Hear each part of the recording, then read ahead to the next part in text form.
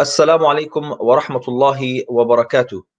My dear brothers and sisters, audience, friends and family and colleagues, I welcome you to a live session to discuss the ongoing situation in Sheikh Jarrah, in Jerusalem, and in broader Palestine.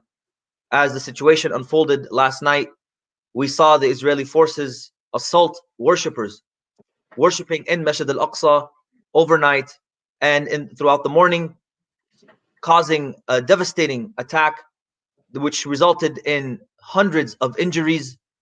Many Palestinians were shot in the face with rubber-coated steel bullets, and have lost their eyes.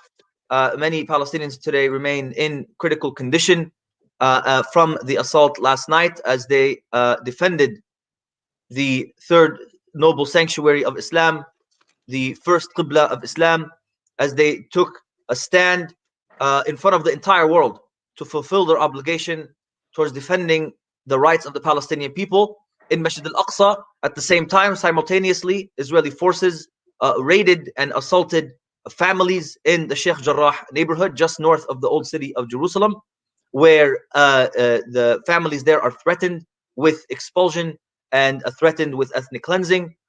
This entire week has been very difficult for the Palestinian people.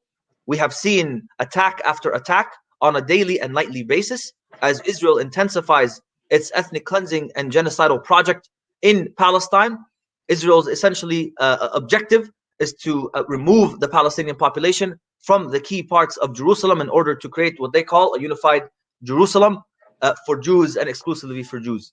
This is the crisis that we are dealing with now. AMP is responding in due time. AMP is responding with all of our resources and our commitments as an organization, working for the liberation of the Palestinian people, working on the advocacy and grassroots fronts in order to meet the demands of our beloved Palestinian brothers and sisters on the ground in Palestine. I am joined today by our very own Dr. Osama Abuirshaid, the Executive Director of American Muslims for Palestine, from our Virginia, Washington, D.C. office, where we will discuss the situation. Dr. Osama, if you don't mind just giving us just some thoughts, some initial thoughts off the top of your head from what you've been witnessing over the past 24 hours on the ground in Palestine. Thank you, Tahir. I think what we're witnessing speaks volume of the true nature of the state of Israel. This is a state that introduces itself as a democratic model in an ocean of dictatorship and autocracy. But what we're seeing today is that this state that claims to have the higher moral ground is revealing its true essence. It is an apartheid regime, a regime that does not believe in human rights, a regime that does not believe in human equality, a regime that does not believe in freedom of religion, a regime that practices oppression and places oppression on occupied people who have been on that land for thousands and thousands of years, people who have done nothing to deserve what they're going through now, people who have nothing to do with the atrocities that took place against the Jewish people in the recent history, people who have nothing to do with the Holocaust. In fact, people who belong to a community, to a nation that helped and did everything possible at the time to save the Jewish from the brutality of Nazism. People who belong to a nation who helped and protected the Jewish people during the Spanish Inquisition. People who have done nothing wrong. People who just want to coexist in peace. People who have guaranteed the right of the Jewish people to worship freely in Jerusalem throughout many centuries. I am not blaming Judaism for what is happening. In fact, Israel is a desecration to Judaism. Israel does not speak for Jews. Israel does not represent a great religion. I am not blaming a religion. And I don't accept that lie, that fabrication, that Israel is the embodiment of this great religion. Israel is an embodiment of a racist ideology, an ideology that in its core is an apartheid, racist, bigoted ideology as we see it revealing itself. The Palestinians have done nothing wrong. We're living the last blessed nights of the month of Ramadan. Israel claims to be a democracy in that region. It should have allowed the Palestinians to go and worship freely in their place of worship. Many of its citizens are Muslims. 20% of the Israeli population who hold Israeli citizenship are Muslims. They have the same right, but they have been prevented by the same state that occupies Jerusalem illegally. Under the international law, Israel is an occupier. Israel has no right to prevent the Palestinians from moving freely in Jerusalem, from moving freely from and in Gaza, have no right to restrict the life of the Palestinians, and have no right to desecrate a holy place for Muslims on the blessed nights of the month of Ramadan, and has no right to inflict this tragedy and to inflict this pain on the Palestinians, the peaceful Palestinians who are wearing their festival and their Eid to celebrate. Instead of this Eid, on Thursday, Muslims will be celebrating Eid al-Fitr, the festival of al-Fitr. On Thursday, many Palestinians, all of the Palestinians, more than 6 million or about 6 million Palestinians in the land of Palestine, the occupied land of Palestine, will be mourning their losses because of this brutal regime. And it has to be revealed as such. It has to be introduced as such. This is not a democracy. This is not a state in a state, in a war of, in a defensive war, or in a state of defending its own people. This is a state that is waging war, that is waging aggression, and that is provoking violence because of, for political gains. We have a prime minister who's accused of corruption, who's someone who's facing jail time, someone who failed to form a government, and he wants to stay in power, to clinch into power at the expense of the Palestinians and at the Palestinian blood. Doctor, I actually wanted to delve into that a little bit, because people were watching for the past 2 weeks Sheikh Jarrah and the Al Bustan neighborhood in Silwan. Why Sheikh Jarrah in particular? What is the significance of this area, and why do settlers want to take it in this time in particular? Now we're dealing with religious interpretations. People who think that this place has significance, religious significance, who want to consolidate their narrative at the expense of the indigenous inhabitants of the land. Imagine if the Muslims will make the same claims, or the Christian will make the same claims. Look, here in America today, we condemn what happened to the native population of this country. When you come with a misguided narrative, and you want to impose oppression and to inflict pain on the indigenous inhabitants, no one would accept it. Now we're apologizing for what happened. Why Israel cannot apologize for what it's doing? Consolidate a religious narrative at the expense of the indigenous inhabitants of the land of Palestine. What is Israel's problem with the olive trees? If you understand what's Israel's problem with olive trees, you will understand why they're doing this in Hayy Sheikh Jarrah and in Hayy Bustan in Jerusalem. The olive trees speaks for the existence of the Palestinian people for hundreds and thousands of years on their own land. So Israel doesn't want any proof that there were people who, predated the existence of the state of Israel, predated even the existence of the Jewish population in the land of Palestine. Same thing with the Hayy Sheikh Jarrah. Same thing with the Sheikh Jarrah neighborhood. Same thing with the Bustan neighborhood. These houses were built before Israel even occupied East Jerusalem, illegally, violently occupied East Jerusalem. So they want to get rid of them because they don't want any proof that Palestinians lived there and lived there before Israel was in East Jerusalem. And many dozens and hundreds of the houses that were demolished by the state of Israel, predates the existence of Israel itself. So they don't want any proof. They want to erase an entire collective memory of the Palestinian people. So they want to change and alter the demographic composition in East Jerusalem. They want to alter the history of East Jerusalem and Palestine as a whole. They don't want any proof that They are the ones who are, who are emergent on the land. When it's and they are the ones who are engaged in ethnic cleansing. So how do you cover your crime? Just go and cover all of the traces. So you cover the crime of occupation, of this violent illegal occupation, so by erasing all of the traces of your own crime. And you cover the crime of taking over the lives of the Palestinians, of peaceful population that is armless, that is defenseless, that is being abandoned by the entire international community. So how do you get rid of this accusation of apartheid? You just get rid of the Palestinians. So no one will accuse you of two systems inside one state. Israel is an occupier. It doesn't want Palestinians inside their own homeland. So it won't be accused of occupation, and it won't be accused of apartheid. Get rid of the Palestinians, get rid of the evidence, and then you're that democratic state for your own citizens. We know the nation law that was passed in 2018 that defines Israel as a Jewish state, that gives the right of return only for Jews to go back to the land of Palestine, while the indigenous are prevented from going back to their land.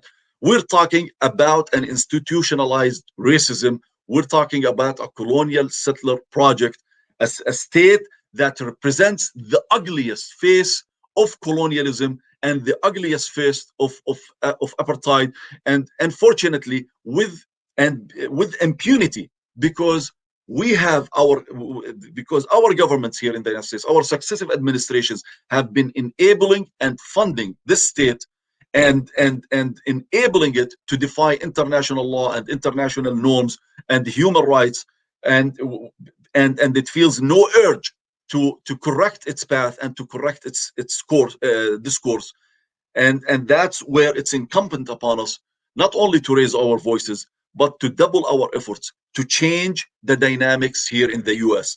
If you're following what is happening in Palestine, if you're an American citizen, you have to know that you share your burden, the responsibility. Every one of us, I burden the responsibility too. I share in the responsibility because it is my tax money that is funding this apartheid regime, and it is our silence on our elected officials who supposedly should be representing us, representing what is in the common good of the American people, and representing what we claim to be our values that we want the world to share with us when it comes to freedom, to justice, when it comes to coexistence, when it comes to the right of freedom of expression, when it comes to the freedom of worship, when it comes to the freedom of assembly, freedom of movement. If you believe in these values, then you should take part of the responsibility, yes, because in what is taking place in Palestine, because it is us that are enabling this apartheid regime, and it is us who can put a stop to it if we send a clear message to our elected politicians that you represent us, you don't represent the Israeli government. I'm not talking about Jews again. I'm not talking in terms of Jews, Muslims, Arab, and non-Arabs. What I'm talking about is human rights. This is clearly an issue of human rights, and the United States need to step up to the task and to take responsibility and to bring to an end this violent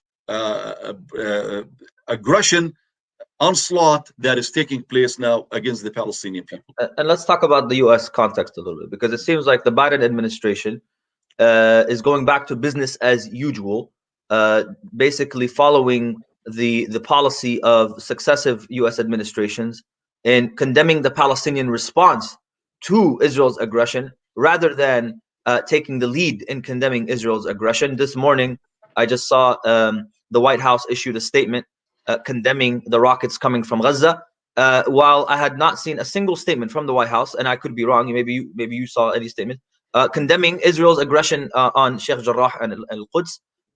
It seems that only Palestinians are viable for condemnation, when the Israelis, the one of the largest military powers in the world, is not. Let's talk about the American context a little bit. The winds of change are seen and are felt, but on the top in the Biden administration, it seems there's a lot of work to be done. Well, this shows you the hypocrisy, the contrast.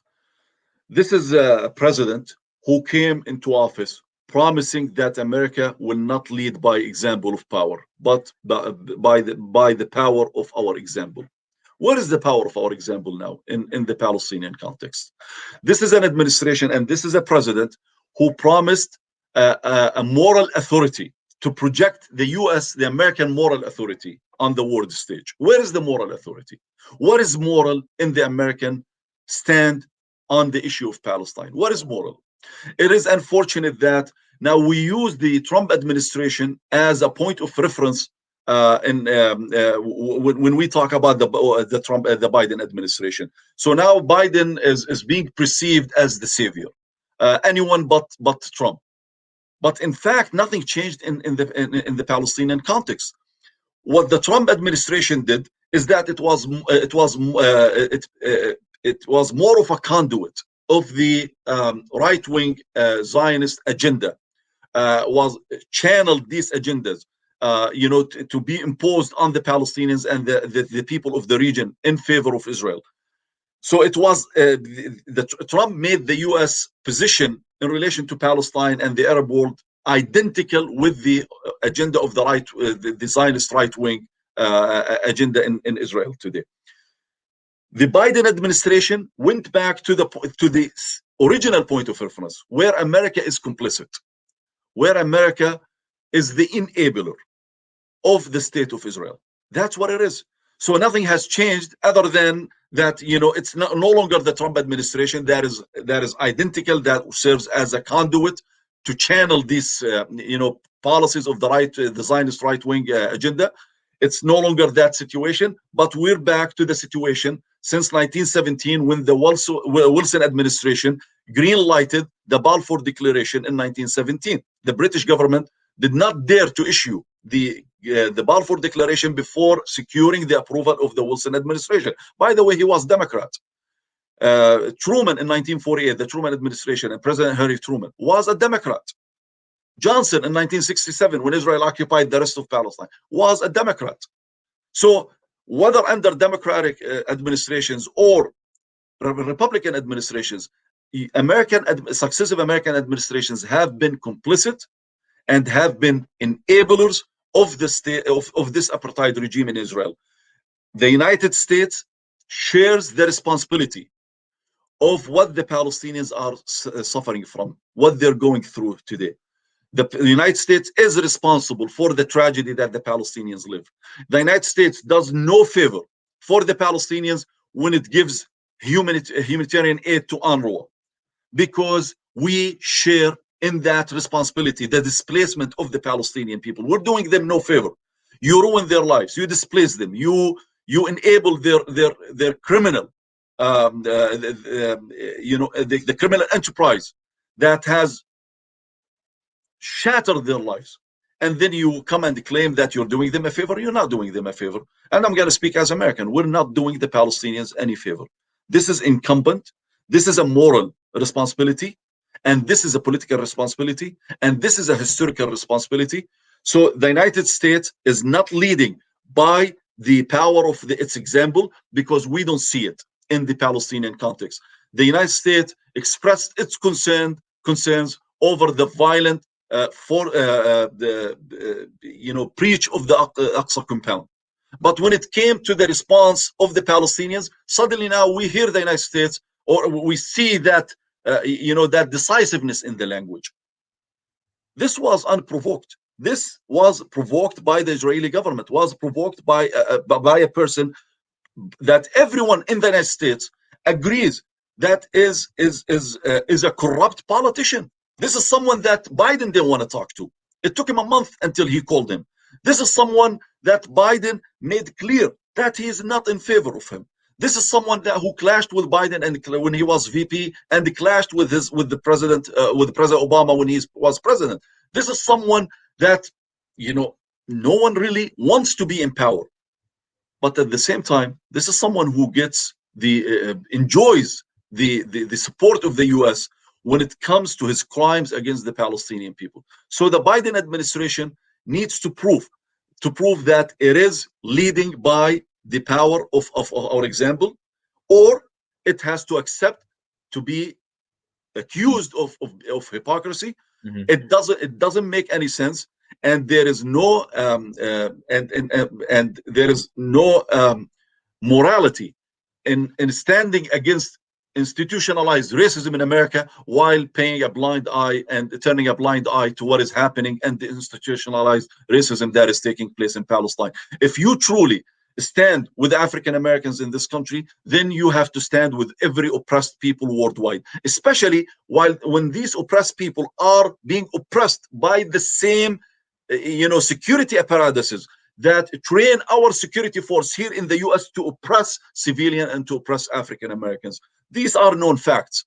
These are known facts. So if Biden doesn't have that courage at this late stage of his age, if he doesn't have that moral courage, then it's unfortunate that this is a man who will go down in history as someone who missed an opportunity to correct Americans' wrong and America's mistake in the context of the Palestinian question. He could have corrected it. He still have a chance to correct it. He does not.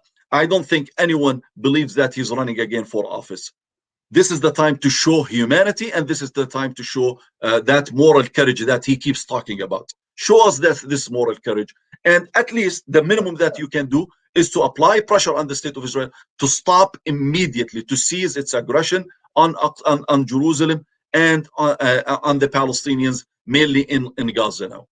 And Dr. Osama, we've seen that the sons and daughters of Palestine have once again proven that they are more than capable of carrying the burden of the battle on the ground against much more military equipped and brutal occupier. The question for me and for many of us is, what is being done in the United States? What kind of work do we need to do, and what kind of work is AMP doing? And I wanted to highlight a little bit of the work that AMP is doing. The petition that you guys are seeing on the screen right underneath us here has nearly 150,000 signatures.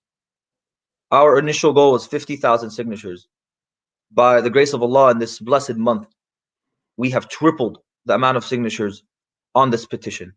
We will be taking this petition and all of its signatures to the State Department tomorrow evening at 4 p.m. Eastern. If you are in the DC, Maryland, or Virginia area, join us as we drop the petition at the State Department to make it clear that America's people, America's Muslims, the American people in general, are against the aggression, are against Israel's actions, and that the United States needs to take more assertive action to condemn and to rein in the state of Israel rather than condemn the Palestinian people for the response to Israel's aggression. This will be tomorrow evening, Tuesday, May 11th at 4 p.m. at the State Department, where we will rally with a coalition of dozens of organizations. Dr. Osama will be there. I will be there myself. We hope that you can join us. Spread awareness by signing the petition and sharing it, because if we go to the State Department with 200,000, 250,000 signatures, the impact of this petition will be that much greater. And this is just one element of the work the AMP is doing. Dr. Osama, if you want to talk a little bit about the congressional advocacy and the other things that we're doing on the ground to elevate and amplify the voices of the Palestinian people. Definitely. And thank you, Tahir, for bringing up the issue of the petition and the rally tomorrow. Let's remember, silence is complicity. If you're silent about what is taking place in Palestine, you're complicit.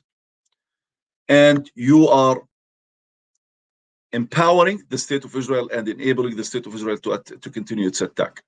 You have the power of your voice. You have the power of your vote. You have the power of your rights of reaching out and petitioning your government and elected officials. There's a lot that we can do in America. And when I say we, I am not talking about Palestinian Americans, Arab Americans, Muslim Americans. I'm talking about every American citizen in this country. Our efforts and our work for Palestine is intersectional. Our rally and press conference tomorrow before the State Department, involves people from different backgrounds. In fact, there are Jewish Americans who are participating, who are leading with us these efforts for justice in Palestine. The Palestinian people are not alone in their struggle. And we are not alone as Palestinian Americans in our struggle for justice in America. We need to understand this. We don't base our animosity on religion. That's not. I have a strong stand against Saudi Arabia. It is supposedly a Muslim country because it commits human rights crimes and violations. I have a strong stand against Iran because it commits human rights crimes and violations. It's not about religion. It's not about being Muslim and Jewish or Christian or whatever. It's about our humanity, about our morality. Where do we stand? What is our moral compass in relation to Palestine? So we're not alone. We are part of this. Palestine now is embedded in the civil rights movement here in the United States. When African Americans were marching for justice and equality and freedom and against police brutality in America, Palestine was on their agenda. Palestine was on their agenda. They understand that the source of evil is one, and the source of justice and the result of justice is one. We need to understand this as a community as well. Enough with our silence. Enough with our complicity. Enough with our pessimism. We need to rise up and stand up. We need to come together. We need to advance this work that AMP and other organizations. I'm not going to say that the work for Palestine is exclusive to AMP, but AMP is one of the leading organizations when it comes to Palestine. There is a lot that we can do. The American Muslims for Palestine, AMP, organizers have been for 6 years, have organized the largest Palestine Advocacy Day, the largest event for Palestine in Capitol Hill. Just last year, yes, it was virtual, but we had over 800 people participating in our Palestine Advocacy Day. We had about 153 congressional meetings. The year before, 2019, before the pandemic, we had over 500 people participating in our Advocacy Day. Or we had about 140 plus congressional meetings. And this was physical. We had 42 states represented in our last Palestine Advocacy Day. I guarantee you, we can have 10,000 10,000 supporters of Palestine in participating in our advocacy days for Palestine. If AIPAC can bring 30,000 people on, to advocate for war crimes and to advocate for apartheid, why can't we bring 10,000, 20,000, 30,000, 50,000 to advocate for justice in Palestine? Why can't we? We can do it. It is not something beyond our reach. The problem is you still have a lot of people who don't believe in themselves.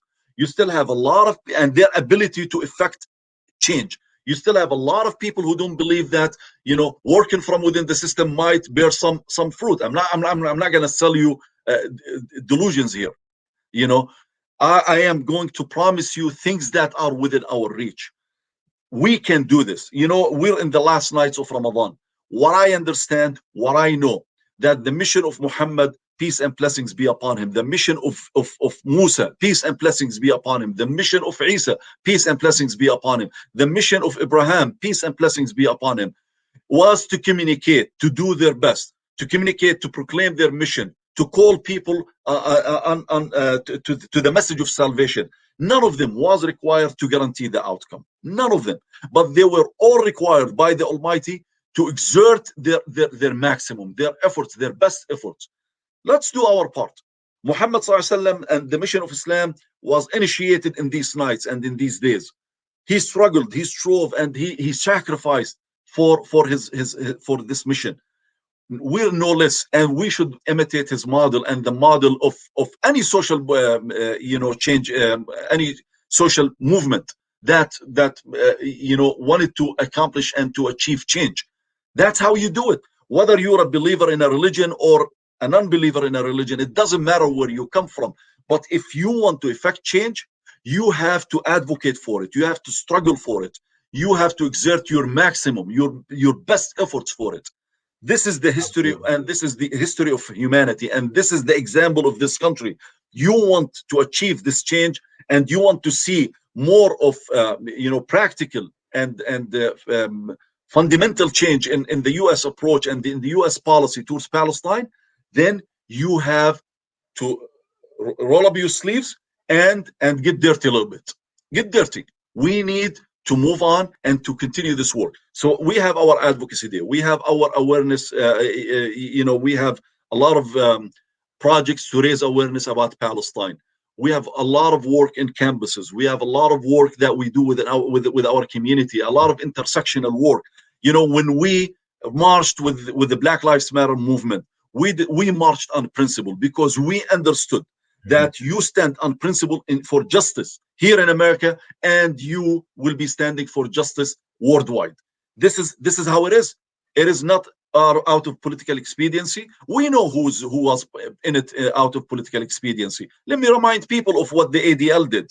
The leaked memo from the ADL, the supposedly civil rights organization that defends civil rights mainly for Jewish Americans. And I want to apply the Jewish Americans who stand on principle for justice in Palestine. I want to applaud many of the American Jewish youth who stand on principle when it comes to justice in Palestine. Many of them are leading in their campuses across the United States. I want to applaud them, but I'm not going to applaud an organization, a fake organization like ADL, the Anti-Defamation League, with the leaked memo, when during the highest of the Black Lives Matter movement here in the US, the demonstrations against the police brutality, against the institutionalized racism that was embodied by the Trump administration, when that memo that was leaked about how to deal with the issue of the Black Lives Matter and how to deal with the issue of the civil rights of the African Americans. So on one hand, they wanted to come across as in support of the civil rights movement. On the other hand, they wanted to deter and prevent the African Americans of speaking of justice in Palestine, of speaking against the police security apparatuses, training our police force to inflict this humiliation on American citizens, being African American, being Asian American, being white American, being Muslim American, it doesn't matter, of inflicting this humiliation and this brutality on American citizens. So they wanted to prevent them and deter them. If you touch this, then you become anti-Semitic. We know this. These are facts. Were leaked. We know it was leaked from within the ADL itself. AIPAC and ADL are no friends, are no allies of human rights.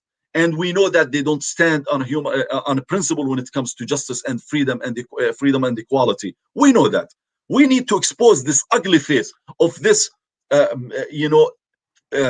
foreign agency that we see here in America. This is not an American lobby, and it's not advocating on behalf of the betterment of American-Israeli relations. Actually, there are foreign agents for a foreign government, and to continue and to perpetuate the apartheid regime that is inflicting harm and devastation on the Palestinian lives. So we should be no less in standing up for what is right compared to what they do, in standing up for what is wrong and what is evil. And there's a lot that we can do. I will encourage everyone, follow us on social media. Subscribe to our email list. Go and visit our website. Call us and invite us to your community, or invite us to event, or reach out to us to see if we can offer some help, some guidance, some resources for you to do work for Palestine. Because this is a movement. This is a broad intersectional movement here in the US. If you don't have a chapter for AMP, I guarantee you, maybe you have a chapter for Jewish Voices for Peace, in your city or your town. We work together. It doesn't matter who you work with, as long as you work with the right organization to advance Palestinian rights and justice in Palestine, and definitely justice here in the US. So we want everyone to be engaged, everyone to take a personal responsibility. And I'm going to stress this again to Muslims. If you want to imitate the example of Muhammad, it's not enough to stand up in prayers and shedding tears. It is not enough to sit behind a TV screen and shed tears over the crimes that are taking place in Palestine. You can do a lot in this country. You can do a lot. You just need to find the right organization, the right individuals, the right leadership to follow. And I promise you, an organization like AMP is taking this issue seriously on your behalf.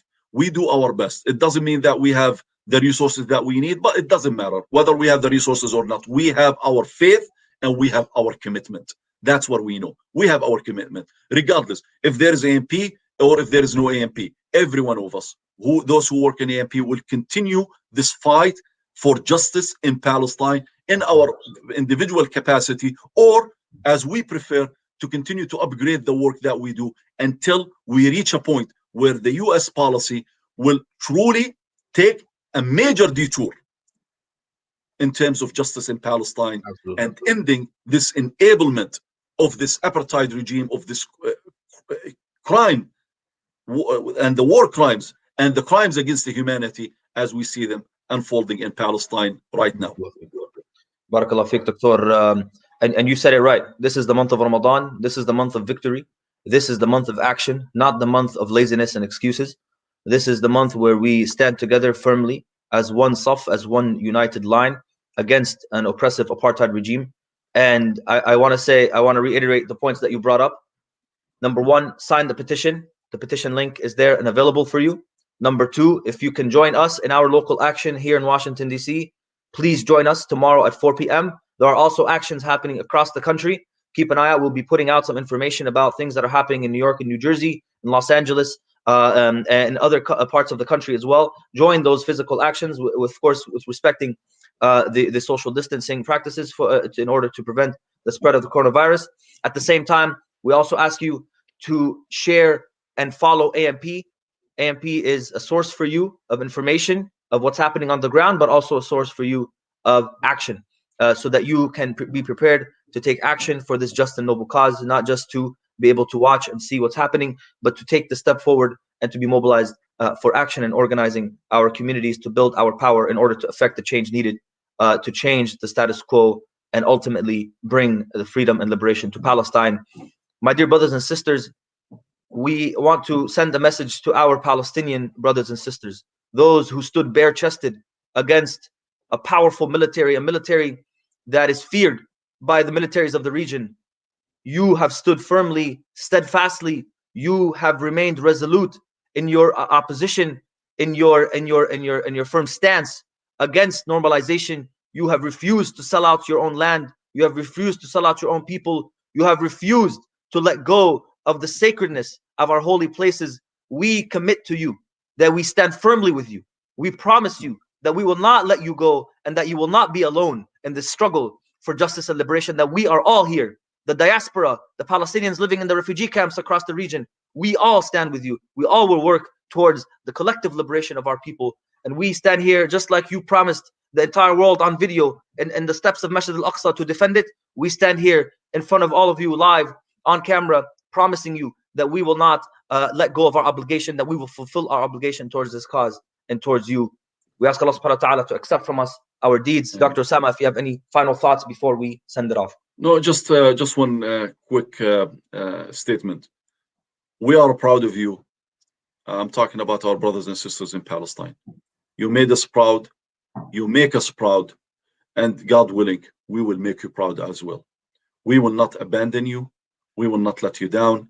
You can trust that you have supporters, brothers and sisters in America and across the world who will stand with you, who will continue to struggle with you until justice, peace, freedom are ensured for all. We will not let you down. You're no less and we're no more than you.